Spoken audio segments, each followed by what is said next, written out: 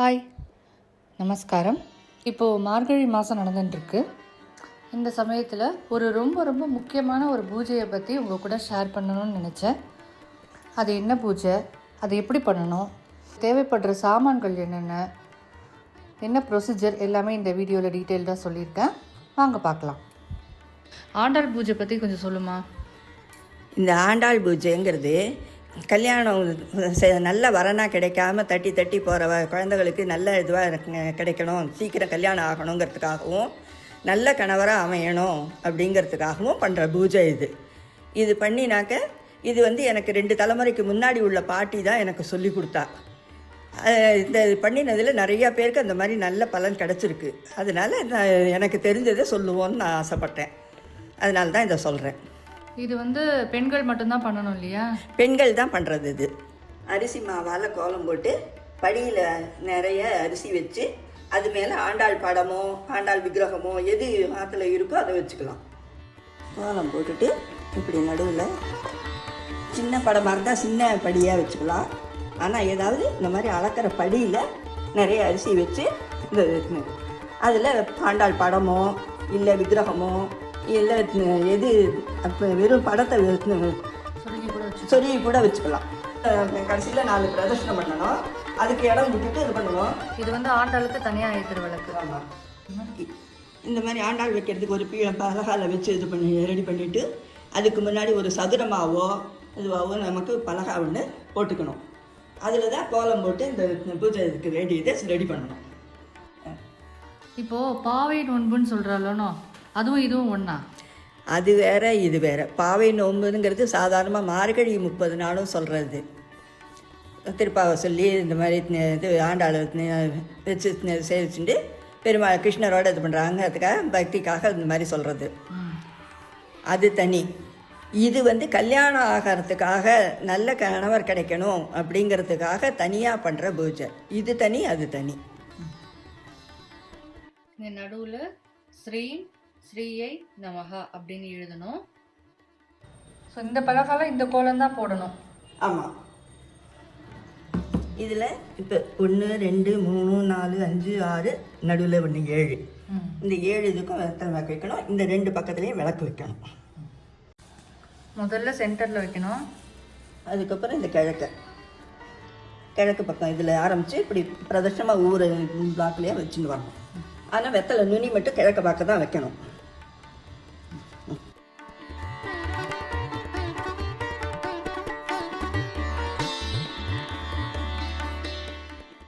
எல்லா இடத்துலையும் 2 வெத்தலை வைக்கணும். முதல்ல இங்கே ஆரம்பிக்கணும், அப்புறம் இங்கே வைக்கணும், அப்புறம் இப்படி பிரதட்சணமாக இப்படி வைக்கணும். இந்த வடக்க முடிக்கணும். வெத்தலை மேலே ஒரு பாக்கு, ஒரு பழம், ஒரு முழு பூ எதுவுமே கட் பண்ணக்கூடாது. கட் பண்ணாத முழுசாக வைக்கணும்.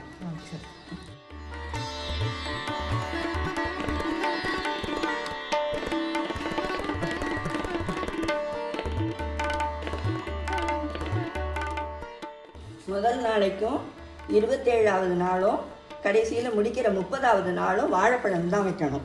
மற்ற நாள்லாம் காஞ்ச திராட்சையோ இல்லை சாதாரண கருப்பு பச்சை திராட்சை அந்த மாதிரியும் வைக்கலாம்.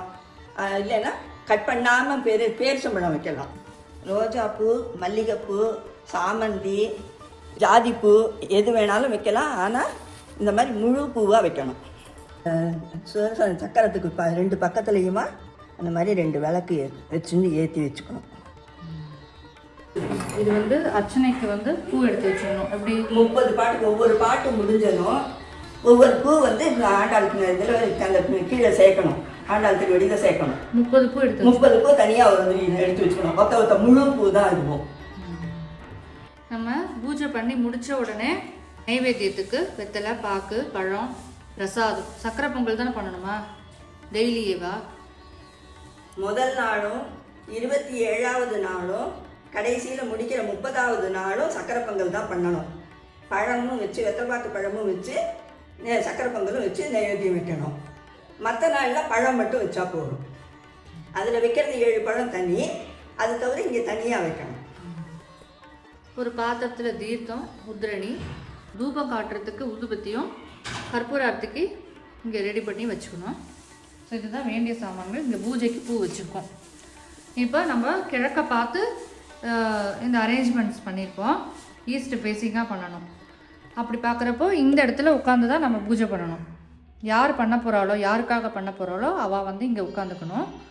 அதாவது இது ஈஸ்ட் ஃபேஸிங்காக இருக்கிறப்போ இவள் நார்த் ஃபேஸிங்கில் உட்காருவா, வடக்க பார்த்து உட்காந்து பண்ணணும். ஸோ இதான் அரேஞ்ச்மெண்ட்ஸ். இங்கே ஆண்டாளை ஏழை பண்ணியாச்சு.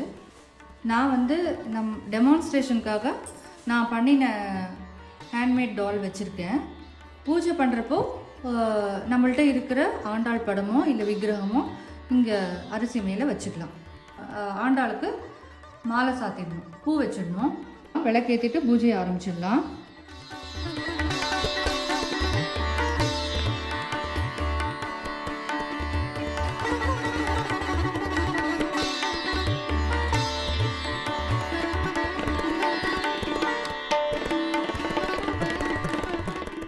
பெருமை சேவிச்சுட்டு உட்காந்துக்கிட்டு நமக்கு என்னென்ன வேண்டுதலை ஆண்டாள்கிட்ட வேண்டின்ட்டு அதுக்கப்புறம் திருப்பாவை 30 பாட்டையும் சொல்லி ஒவ்வொரு பூவாக எடுத்து அர்ச்சனை பண்ணணும். மார்கழி திங்கள் மதின இந்த நாளால் நீராட போது வீர் போது மினோ நேரிழி சீர்மல்கும் ஆழ்பாடி செல்வ சிறுமீர்கள் ஊர்வேல் கொடுந்தொழிலன் நந்தகோபன் குமரன் ஏறார்ந்த கன்னிய சோதி இளஞ்சிங்கம் கார்மேனி செங்கன் கதிர்மதியம் போல் முகத்தான் நாராயணனே நமக்கே பரிதருவான் பாரோர் புகழ படிந்தேலோரம் பாவாய். இந்த மாதிரி 30 பாட்டையும் சொல்லி ஒவ்வொரு பூவாக எடுத்து அர்ச்சனை பண்ணிடணும். ஒரு பாட்டு முடிஞ்ச உடனே இந்த மாதிரி போட்டு அர்ச்சனை பண்ணிடணும். அந்த கோலத்தில் நடுவில் எழுதியிருக்கோம் பார்த்தீங்களா, அந்த மந்திரம் ஸ்ரீம் ஸ்ரீயை நமகா, ஸ்ரீம் ஸ்ரீயை நமகா, ஸ்ரீம் ஸ்ரீயை நமகா, அந்த மந்திரத்தை 12 தடவை சொல்லணும். அதுக்கப்புறம் ஊதுபத்தி ஏற்றி தூபம் காமிக்கணும். தூபம் சமர்ப்பயாமின்னு சொல்லிக்கிட்டு தூபம் காமிக்கணும். அதுக்கப்புறம் இந்த நைவேத்தியம் பண்ணணும். இதுலேருந்து எடுத்து இப்படி நைவேத்தியம் பண்ணி இப்படி சாப்பிட வைக்கிற மாதிரி இந்த மாதிரி பண்ணணும். 4 தடவை பண்ணணும். அதுக்கப்புறம் இப்படி கற்பூரகாரத்தை காமிச்சிட்டு 4 தடவை பிரதர்ஷனம் பண்ணணும். கற்பூரகாரத்தை காமிச்சு முடித்ததும் வாழி திருநாமம்னு சொல்கிறது, ஆண்டாளுக்கு வாழி திருநாமம் சொல்கிறதுன்னு சொல்லிவிட்டு மங்களம் பாடி முடிக்கணும். அந்த இது பண்ணுற போது நம்ம 4 பிரதர்ஷனம் பண்ணி வந்து நமஸ்காரம் பண்ணணும்.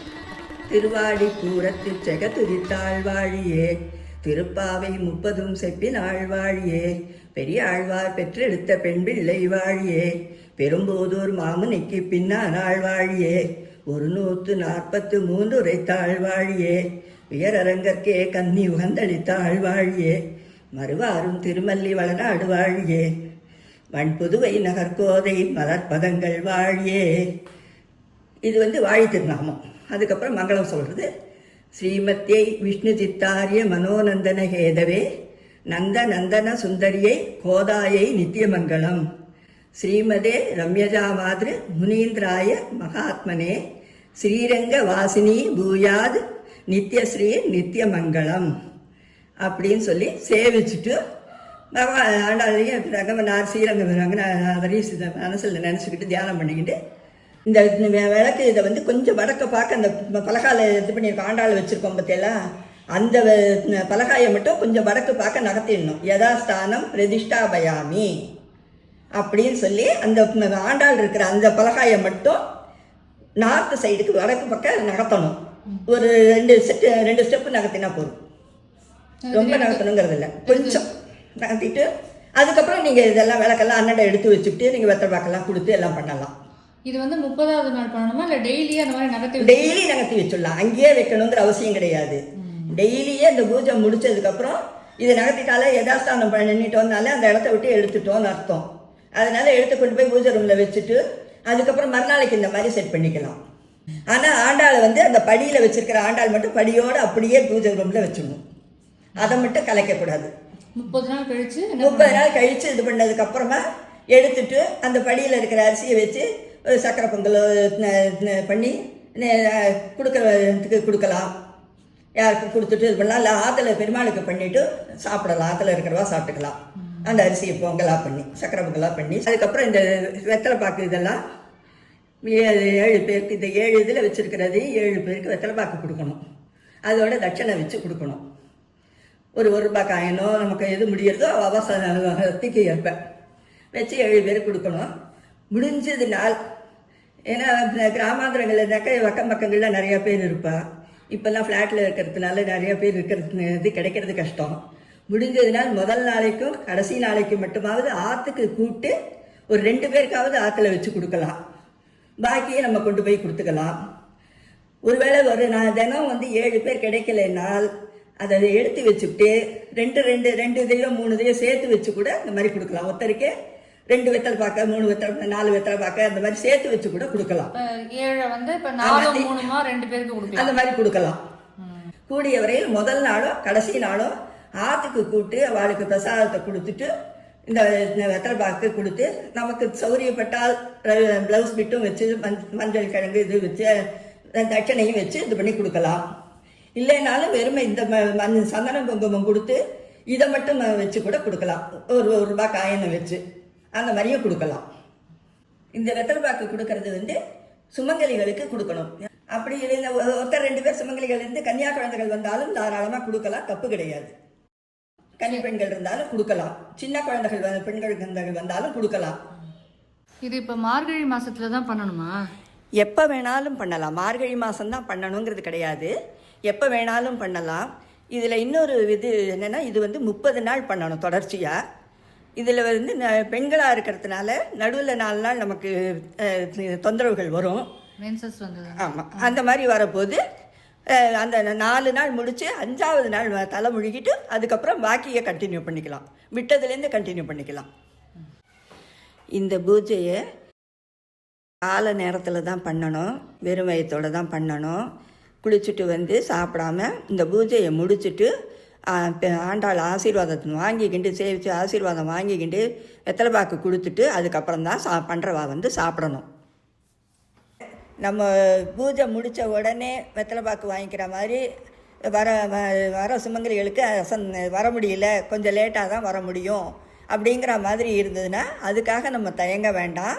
இந்த இதுலேருந்து எடுத்து ஒரு தாம்பாளத்தில் தனியாக எடுத்து வச்சுட்டு அதுக்கப்புறம் நீங்கள் சாப்பிட்டுட்டு அவள் வந்ததுக்கப்புறம் இது பண்ணி தாம்பூலம் கொடுக்கலாம். அதனால தப்பு கிடையாது. இது நல்லா அனுபவபூர்வமாக பலன் கிடைச்ச பூஜை. இது எனக்கு 2 தலைமுறைக்கு முன்னாடி உள்ள பாட்டி எனக்கு சொல்லி கொடுத்தா. அதை நானும் பண்ணியிருக்கேன், என் தங்க பண்ணியிருக்கா, எங்கள் ரிலேஷன்ஸ் எல்லாம் நிறையா பேர் பண்ணியிருக்கா. அது நிறையா பேருக்கு அந்த மாதிரி கிடச்சிருக்கு, நல்ல பலன் கிடச்சிருக்கு. அதனால் நல்ல கணவராக அமையும், நல்ல வரனாக அமையும், நல்ல சந்தோஷமாக அதுவாக இருப்பா, சத்சந்தானத்தோடு இருப்பா. அதனால் இதை பண்ணி இது பண்ணலாம், சந்தேகமே பட வேண்டாம். நல்ல பலன் நிச்சயம் கிடைக்கும். ஆண்டாளை பற்றி சொல்லு. ஸ்ரீரங்கம் கோவில் மொட்டை கோபுரத்தை பெருசாக கட்டி அகோவிலம்பரம் அழகிய சிங்கர் கட்டி எல்லாருக்கும் இது பண்ண போது இந்த மாதிரி ஆண்டாள் படம் எல்லாருக்கும் கொடுத்தார். லக்ஷ்மி நரசிம்மர் காசும் இந்த ஆண்டாள் படமும் எல்லாருக்கும் அழகிய சிங்கர் கொடுத்தார். அந்த படம் தான் நம்ம மதத்தில் இது பண்ணிட்டு அதை நாங்கள் ஃப்ரேம் போட்டு இது பண்ணி வச்சுருக்கோம். எங்களுக்கு அதில் அந்த இயற்கையாக அப்படியே ஸ்ரீவில்லிபுத்தூரில் இருக்கிற ஆண்டாளே இது பண்ணியிருக்கிற மாதிரி எங்களுக்கு ஒரு மனசு அவ்வளோ திருப்தியும் இதுவுமாக இருக்கும், அவ்வளோ அமைதியை கொடுக்கும் இந்த படம் பார்த்தால. அதனால் இந்த மாதிரி நாங்கள் ஃப்ரேம் பண்ணி வச்சுட்டுருக்கோம். இந்த வீடியோ உங்கள் எல்லாருக்கும் இன்ஃபர்மேட்டிவாகவும் யூஸ்ஃபுல்லாகவும் இருந்திருக்கும்னு நினைக்கிறேன். சீக்கிரமே இன்னொரு நல்ல வீடியோவில் உங்களை நான் சந்திக்கிறேன். தேங்க்யூ.